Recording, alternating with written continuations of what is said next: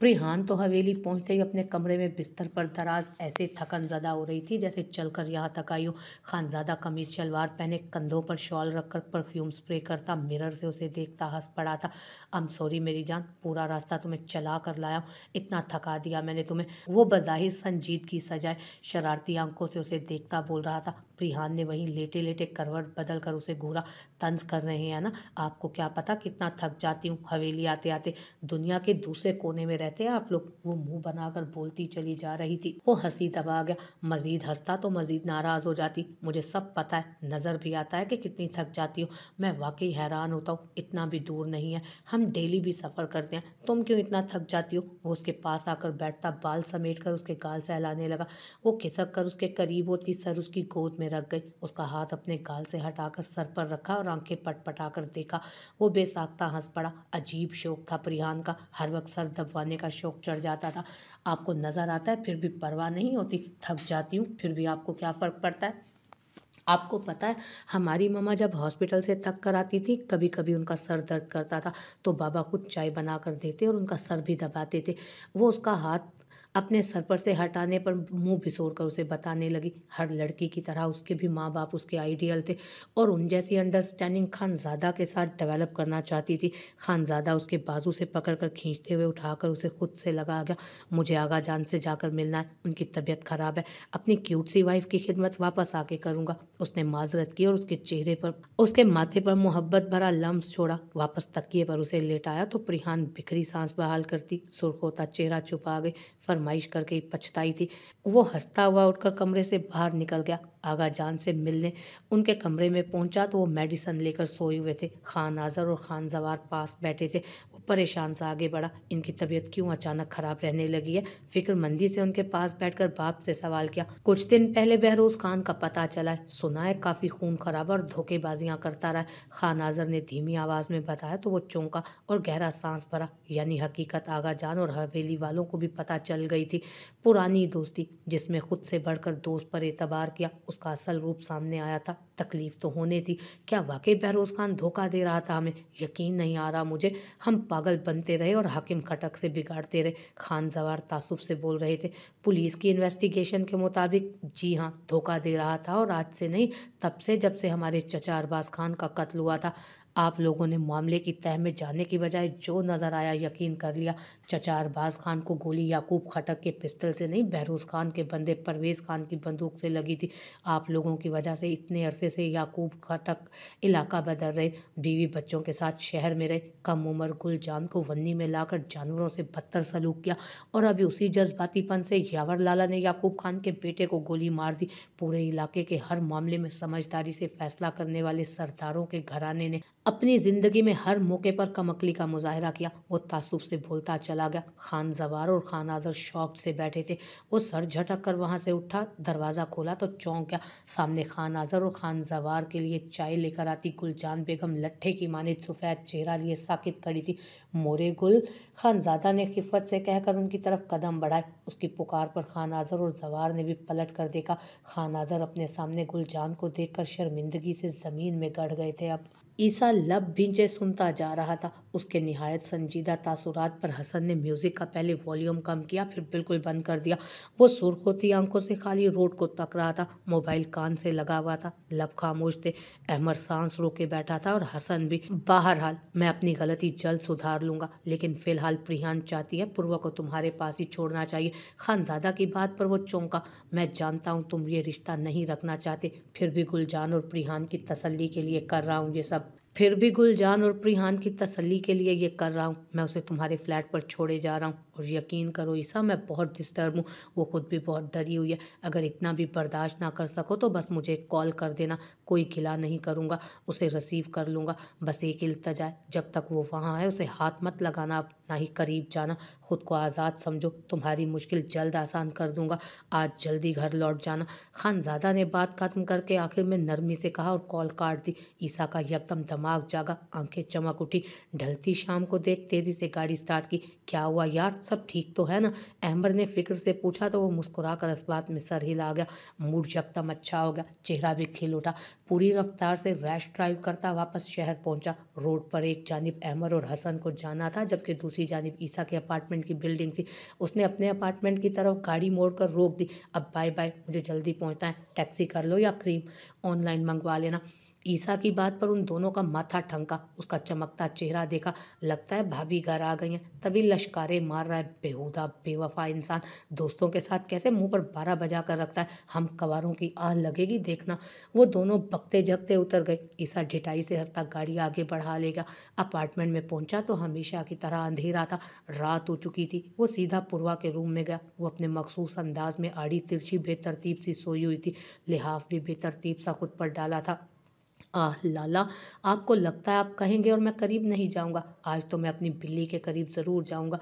वो ज़ेरे लब बुड़बुड़ाता मुस्कुराकर जैकेट उतार कर एक तरफ फेंक चुका था। उसके पास पहुंचा। खुद को चाहे धमकाया था, रोका था, मगर उसे सामने देखकर जो सुकून मिला, पूरा हफ्ता इस सुकून को तरसा था। लिहाफ सेट करके ज़मीन पर लटकते किनारे ऊपर किए और उसके पास वहीं लेट गया। चालाक बिल्ली, ज़माने भर में मेरे जुल्म की दास्तानें ऐसे मशहूर की हैं कि कोई कॉल करके अब हाल तक नहीं पूछता मेरा। उसे खींचकर अपने बाजू पर रखा, उसका सर और चेहरे पर झुककर मुस्कुराता हुआ बोला। सफ़ेद गुलाबी नीलगुं रोशनी में दमक रही थी उसकी रंगत। छोटी सी नाक और सुर्ख छोटे लब, हर वक्त बरसती आंखें बंद थी। उसे हफ्ते भर से अपनी याद में ख्वार किए वो पुरसकून सो रही थी। हाथ से उसके नकूश छूता वो महसूस हो रहा था। झुककर उसके गाल पर नरमी से लब रखे, चेहरा उठाकर उसे देखा। वो हिली तक नहीं थी। क्या वो बेहोश है? वो घबरा कर उसे चेक करने लगा। सांस, नब्ज और धड़कन सब नॉर्मल था। वो ऐसे मज़े से पड़ी थी जैसे चाबी की गुड़िया हो जिसकी बैटरी खत्म हो चुकी हो। ईसा उस पर हैरान हुआ और हंसकर उसे खुद से लगाए खुद में भींच गया। बालों में उंगलियां चलाकर उसकी नरमी को महसूस करने लगा। तुम दुनिया की कोई अजूबा लड़की हो, दूध में नशा मिलाकर तो नहीं पीती कहीं? वो जरा सा कसमसाकर सो जाती थी उसकी हर हरकत पर। वो जो प्रिहान की इन्हीं हरकतों को झेल झेल कर आदी हो चुकी थी, उस वक्त भी हर बात से बेखबर नींद में ही थी। ईसा मदहोश सा हो रहा था। वो खुद से हार गया था। उसका सुकून वापस आ गया था उसके आ जाने से। अब कैसी जिद, मान गया। वो अच्छी लगती है और ये भी कि बुरी तरह उसे अपना आदी कर चुकी है। भाई, मुझे ईसा जी के पास नहीं जाना। ईसा की वारफ्तगी पर वो कसमसाई और नींद में बुड़बुड़ाई। उसके अल्फाज पर ईसा ठिठका, यकदम लब भींच गया। गुस्सा आया था उसके इस जुमले पर। दिल चाहा था जैसे मज़े से सो रही है उसको झटक दे और झिझोड़ झिझोड़ कर बताए कि अपने भाई से मिन्नतें करती थी वो। उस वक्त ईसा के पास ही आ रही है, मगर नहीं कर पाया। ना झटक सका, ना झिझोड़ सका। खुद पर से इख्तियार खो चुका था। अब उसे दिल ने काबू कर लिया था और दिल को साथ पड़ी उस छोटी लड़की ने काबू किया हुआ था। वो संजीदगी से लिहाफ पुरवा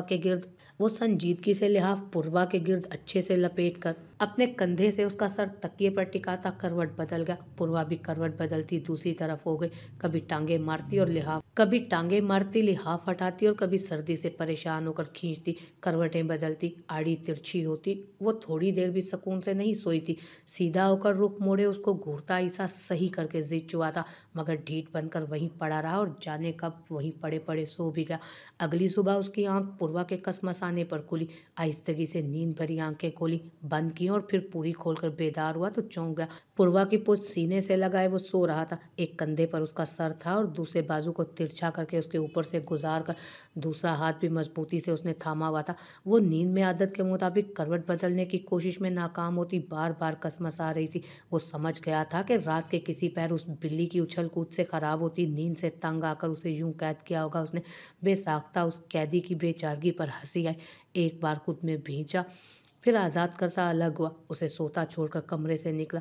अपने कमरे में जाकर वो फ्रेश होने चला गया। वहाँ पुरवा आज़ाद होती बिस्तर पर फिर से करवटें बदलती, लिहाफ उतारती ओढ़ती सुकून से सो गई। गुलजान बेड पर लेटी थी, खामोश साकित नज़रें छत पर टिकी थी। उनका बीपी बहुत हाई हो गया था। जर्शे एक तरफ बैठी उनकी हालत पर रो रही थी। यावर एक जानिब खड़ा था और दावर सोफे पर बैठा था। खानज़ादा डॉक्टर को बाहर छोड़कर रूम में आया और उनके पास बेड पर बैठता उनका हाथ थाम लिया।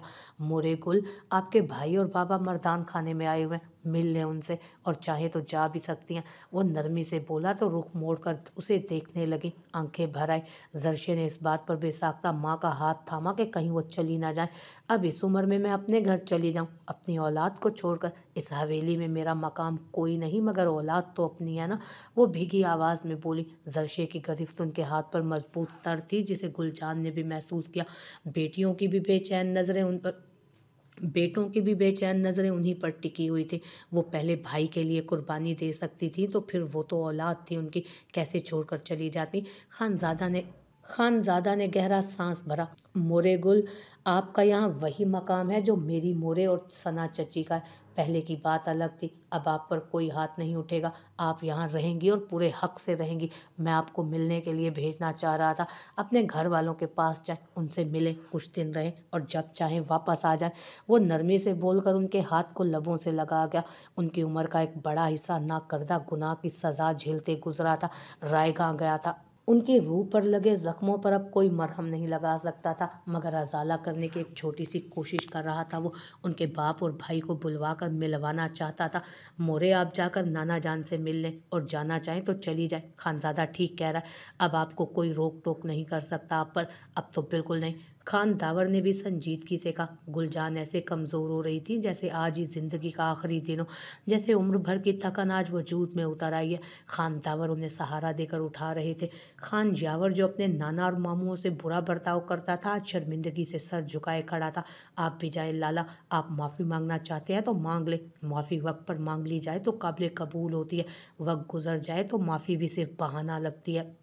खानज़ादा ने आहिस्तगी से खान यावर के कंधे पर हाथ रख कर कहा, तो वो लब कुचलता कमरे से निकल गया। जरशे, जाओ, मोरे गुल के साथ तुम भी मिल लो उन लोगों से। खानज़ादा ने हवनक ज़दा सी एक एक का मुंह देखती जरशे को कहा, तो वो जल्दी से उठी और खान यावर के पीछे भागी। खानज़ादा ने सुकून का सांस लिया। उसे मुनासिब अल्फाज नहीं मिल रहे थे गुलजान को हकीकत बताने के लिए। अब जब वो सब जान गई थी, रात भर रोती रही थी, बीपी हाई हो गया था। खान आजर तब से ही मर्दान खाने में मौजूद कमरे में बंद थे, शर्मिंदा थे, गलतियां नजर आ रही थी, गुनाह याद आ रहे थे अपने, मगर इतना जुल्म कर बैठे थे कि माफ़ी तक मांगने की हिम्मत नहीं बची थी।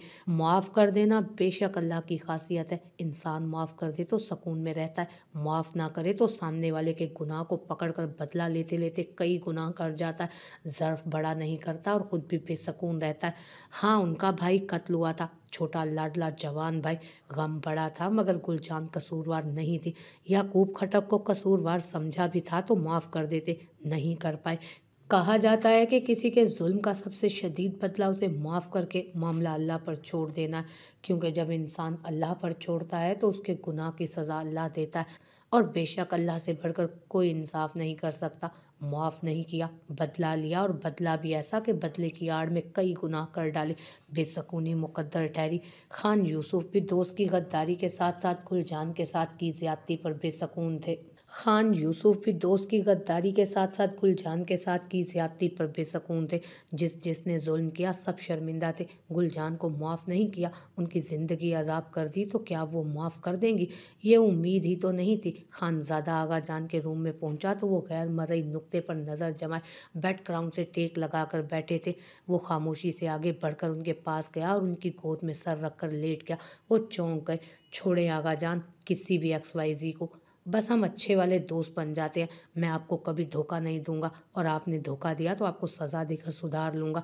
उनके गिर्द बाजू फैलाकर पेट की तरफ चेहरा किए लाड से बोल रहा था। उसकी बातों पर मुस्कुराते हुए खान यूसुफ आखिरी जुमले पर उसे घूरने लगे। यही कसर रह गई थी, अब बूढ़े आगा जान को सजाएं दोगे? मसनूई नाराजगी जताकर उन्होंने कहा, तो वो ढिठाई से हंसने लगा। कहा तो है कि धोखा देंगे तो ऐसा करूंगा, फिक्र ना करें। उसने शरारत से कहा, तो वो सर्द आह भर गए। बहुत पुराना साथ था, बहरोज खान से एतबार करता रहा और वो मेरी पीठ पीछे छुरा घोंप रहा था। मैं खुद को सरदार समझता रहा और कितना बेवकूफ़ निकला। कठपुतली की तरह नचाता रहा वो, और मैं यहाँ उसकी पोती से शादी करने के लिए तुम पर दबाव डालता रहा। आगा जान गमज़दा से बोल रहे थे, कप कपाता हाथ उसके सिल्की बालों में चल रहा था। आगा जान, आप मेरे लिए तो तब अफसोस करते जब मैं आपकी बात मानकर शादी कर बैठता। आपने दबाव डाला क्योंकि आपको लगा मेरे लिए वही बेहतर है, मगर मैं तो फिर अपनी मर्जी कर चुका हूँ ना। अब आप इस बात को भूल जाए। वो मुस्कुरा कर बोला और उनके हाथ अपने रुखसार पर टिकाए आंखें मूंद गया। ये तो तुम थे जिद्दी और गुस्ताख, इसलिए बच गए, वरना मैंने जिंदगी बर्बाद करने में कोई कसर नहीं छोड़ी थी तुम्हारी। उनकी बात पर उसकी आंखें पट से खुली। खफगी से घूर कर उन्हें देखने लगा, मगर वो बोलने में मगन थे तो तवज्जो ना दी। मुझसे ज्यादा तो लोगों की पहचान तुम में है। सबसे लड़ झगड़ कर मनमानी की, मगर इंतखाब अच्छा था। अपने लिए बेहतरीन लड़की का इंतखाब किया। आज तुम्हारा मुस्कुराता हुआ चेहरा देखता हूँ तो दिल से शुक्र अदा करता हूँ कि तब चुप हो गया, शादी करने दी, वरना तुम्हें भी खो देता। आगा जान की बात पर वो गहरा सांस भरता उठ बैठा। वो रुक कर उसे देखने लगे। यार, आप मेरी तारीफ कर रहे हैं या बुराई? हाँ ठीक है, जिद में शादी की, इसके अलावा कितना फर्मा बरदार हूँ। हर बात मानता हूँ आपकी, फिर भी वही एक जिद्दी हरकत पर बार बार जता देते हैं आप मुझे। उसके शिकवे पर वो मुस्कुराए। अपनी बुराई सुनने की जरा हिम्मत नहीं थी उसमें। बस तारीफ की जाए और हर वक्त की जाए। हाँ, हर बात मानते हो। तुम्हारा बाप अब मुंह छुपाए कमरे में पड़ा रहता है। सरदारी संभाल लो खान। तुम्हारे तुम्हारे ही बस की बात है, हम नहीं कर सकते। तुम ना माने तो हाकिम खटक ले जाएगा सरदारी। आगा जान की फिर से वही मुकाबलेबाजी शुरू हो रही थी। खानदानी सरदारी हाथ से जाता देख घबरा रहे थे। सही कहा जाता है, आदतें आसानी से नहीं जाती। वो मुंह बनाकर फिर से उनकी गोद में सर रख गया। उनको खुश देख कर ही उसे आराम मिल जाता था।